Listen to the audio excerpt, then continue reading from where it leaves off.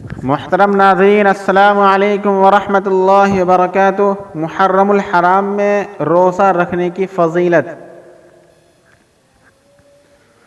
محرم الحرام کا مہینہ نہایت ہی قابل احترام اور عظمت والا مہینہ ہے۔ اس میں 10 محرم الحرام کے روزے کی بڑی فضیلت احادیث میں آئی ہے۔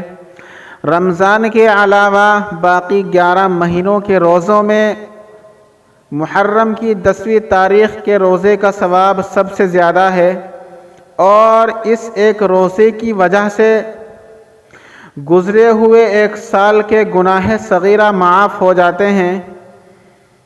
اس کے ساتھ 9ویں یا 11ویں تاریخ کا روزہ رکھنا بھی مستحب ہے، اور یوم عاشوراء کے علاوہ اس پورے مہینے میں بھی روزہ رکھنے کی فضیلت احادیث میں وارد ہوئی ہے، اور آپ صلی اللہ علیہ وسلم نے ماہ محرم میں روزہ رکھنے کی ترغیب دی ہے۔ حضرت ابو ہریرہ رضی اللہ تعالی عنہ سے روایت ہے کہ رسول اللہ صلی اللہ علیہ وسلم نے ارشاد فرمایا، افضل ترین روزے رمضان کے بعد ماہ محرم کے ہیں، اور فرض نماز کے بعد افضل ترین نماز رات کی نماز ہے۔ رواہ المسلم۔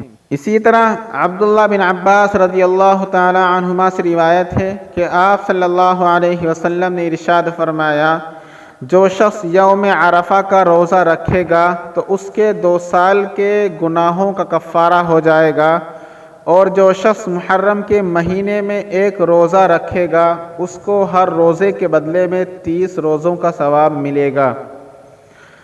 عن عبد الله بن عباس من صام يوم عرفة كان له كفارة سنتين، ومن صام يوما من المحرم فله بكل يوم 30 يوما، فقط والسلام، والله أعلم بالصواب وعلمه أتم۔